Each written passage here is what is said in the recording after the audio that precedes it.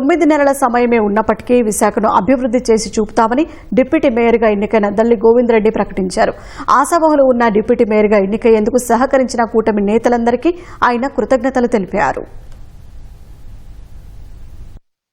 కూటమి పార్టీల కార్పొరేటర్లందరూ సహకారంతో నన్ను సమయం తక్కువ ఉన్నా కూడా కానీ ఏకగ్రీవంగా greater Visakhapatnam municipal corporation deputy మేయర్గా ఎన్నుకున్నందుకు అందరికీ కూడా ధన్యవాదాలు తెలియజేస్తూ జనసేన పార్టీ ఏదైతే చెప్తుందో అదేవిధంగా మా అధ్యక్షుల వారు చెప్పినట్టు నీతి నిజాయితీగా ఉన్న 9 నెలల్లో కూడా ఖచ్చితంగా అభివృద్ధి విషయంలో విశాఖ ప్రజలు జీవీఎంసీ ఉన్నటువంటి ప్రతి ప్రాబ్లం విషయంలో కూడా అవన్నీ కూడా తొలగిపోయే విధంగా నా వంతు పాత్ర పోషించి ఖచ్చితంగా మంచి పేరు తీసుకొస్తానని చెప్పి అందరికీ తెలియజేస్తూ ఏది కూడా మనం ఆశిస్తే ఏది రాదు, మనం కష్టపడి పనిచేసి ముందుకెళ్తే వాళ్ళే ఇస్తారు అని చెప్పి ఒక మంచి నిర్ణయంతో ఉండిపోయాను.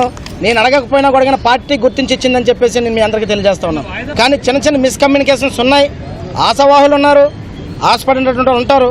అవన్నీ పక్కన పెట్టి ఏదైతే పార్టీ నిర్ణయించిందో వాళ్ళకే ఓటేస్తామని చెప్పి అందరూ రావడం జరిగిందని చెప్పేసి తెలియజేస్తున్నాను.